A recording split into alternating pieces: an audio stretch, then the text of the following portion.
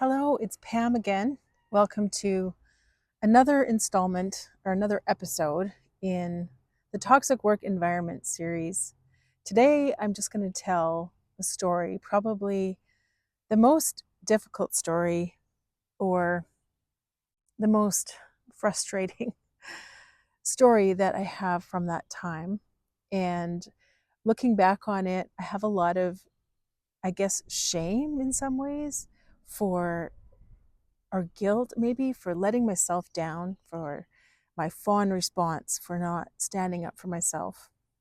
So this is a story, and I have my notes because I don't want to mess it up and say anything incorrect or go off on a rabbit trail, which I might do anyway. So this story is about big accusations in a toxic work environment.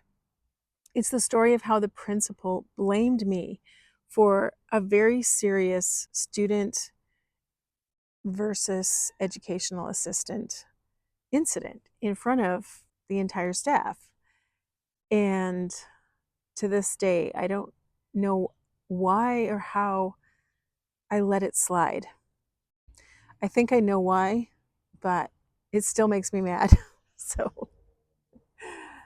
it's hard to tell this account because it's difficult to think about how very passive I was, how I said nothing.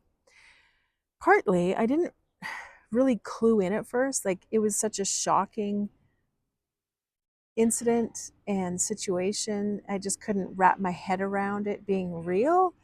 And then the other thing was, I think the vague way of speaking, there was nothing really directly that I could speak to, and I didn't really think it through until later. Now, I wish I would have at least said, "Excuse me, are you talking about me?" And at least said something. So here's what happened. Sometime around November, I got sick with a really bad flu, and bad enough to make subplans, which were really hard to make. And if you're a teacher, you understand you have to be, on death's door or feel like it to make subplans because it takes so much work, and it's so hard to get back in the classroom and figure out everything that happened. So yeah, I was sick enough to make subplans and stay home, which means I was very sick. I think I was out for about 2 days, 1 or 2 days. So the day I returned, sometime in the morning, just as classes were about to start, the voice comes over the intercom, all staff to the staff room. And it was an emergency stand-up meeting, we called them.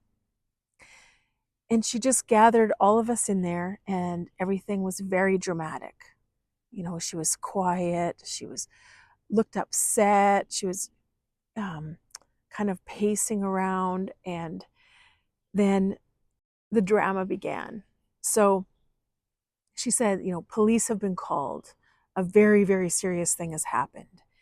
And this is what happened. Apparently, a grade 8 student had typed into Google search bar or maybe Chat GPT something to the effect of how to get rid of a teacher or getting rid of an EA, and something to that effect. And so the principal saw that because she was always on her computer scanning GoGuardian, which was the program that would look at all the student computers and what they were doing. So she was just always reading student texts, watching what they were doing. And so she had eventually seen this. She had called the parents. The school was almost in like a lockdown mode over this. And I couldn't believe that that's what it was. Like, I literally was holding my breath thinking we were in a very serious situation, right? But no, it was a grade 8 boy who had just typed in, probably to impress his friends, right?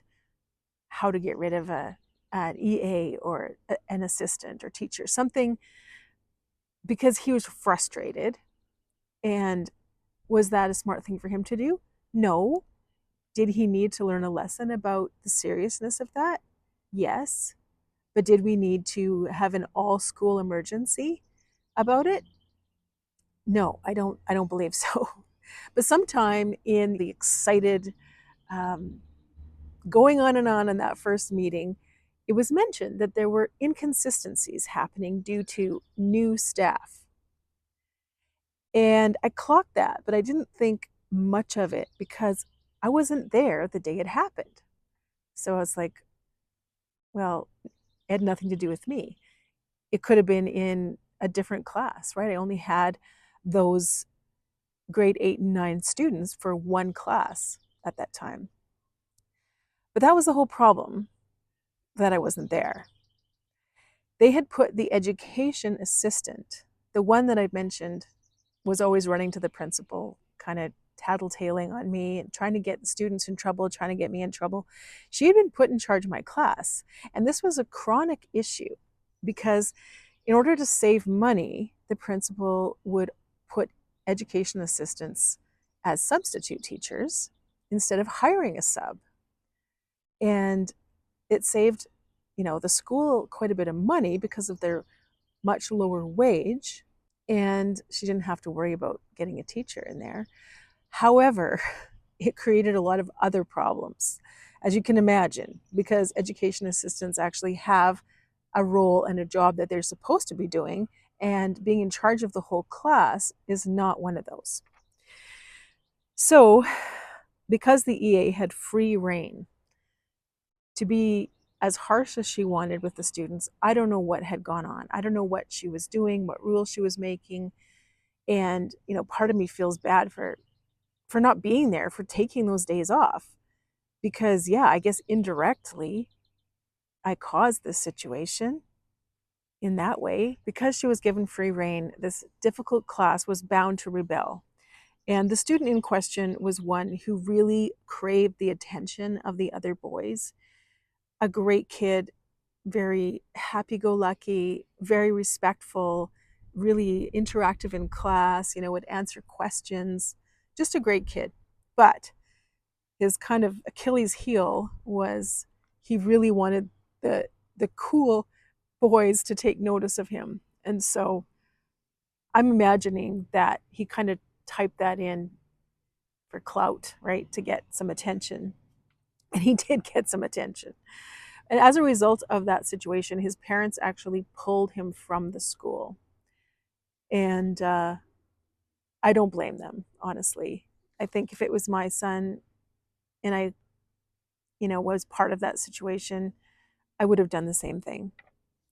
So fast forward a couple of days and we're back in the staff room for a big meeting. There was a psychologist that used to come once in a while from the big city, and she was there taking notes.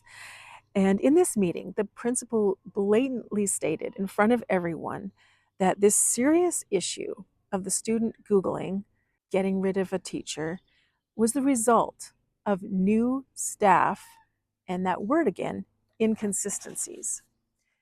And at this point, I froze because I realized she's blaming this entire situation on me. She's blaming it on me being new, on my teaching style, on inconsistencies, whatever that meant.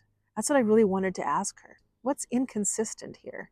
Are you saying I'm inconsistent with what the EA was doing? Or the EA was inconsistent with what I was doing? What are you talking about? So it was only myself and one other teacher who were new for that particular class that year.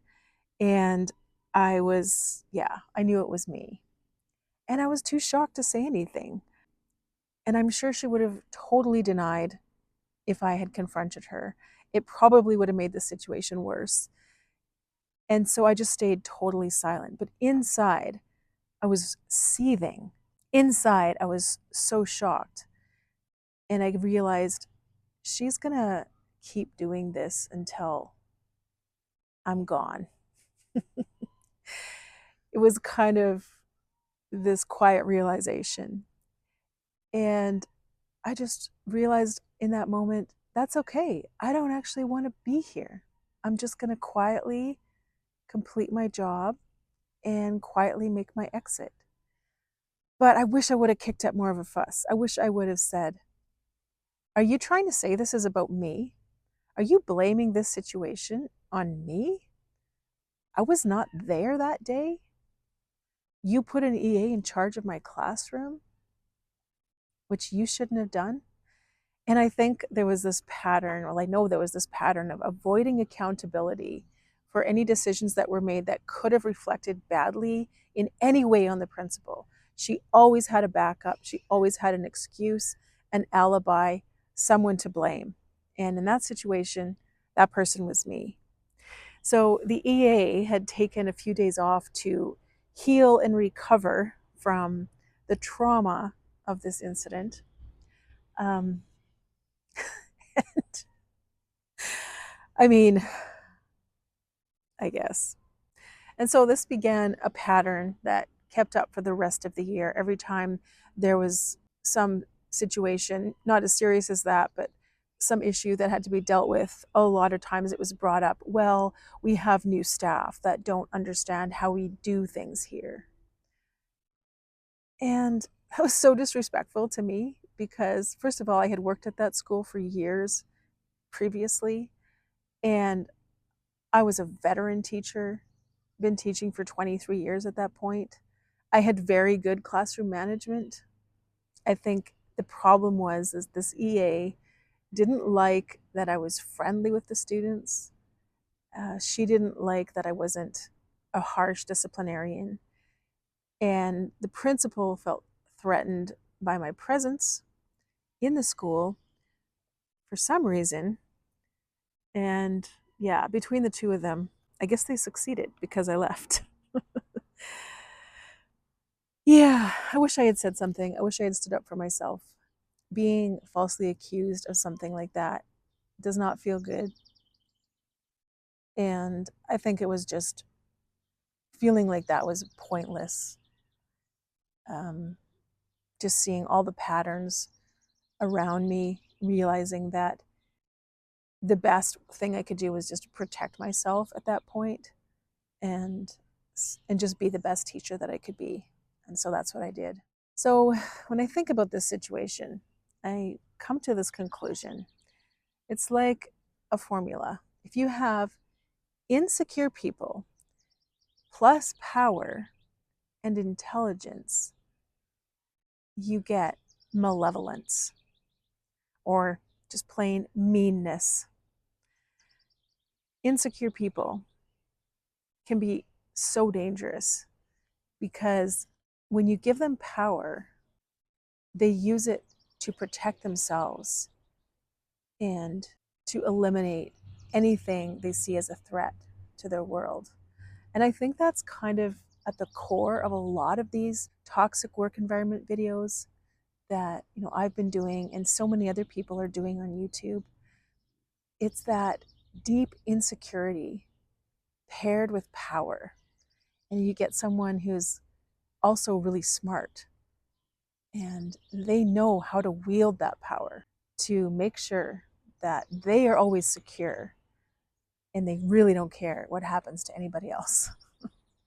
Thank you so much for listening. I feel better telling the story. I felt better writing it out and remembering. It's been 2.5 years now, but I did have some notes on my phone that I'd kept. So I had a pretty good idea of how the story actually went.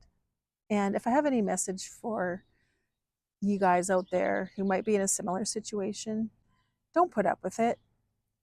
First of all, protect yourself.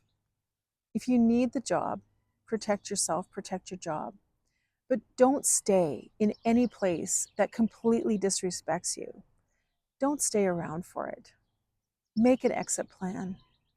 Be good to yourself, be kind to yourself, because these kind of people, they are not to be trusted, and they will just continue to hurt you and ruin your life over and over again. I wish you all the best. See you next time. Bye.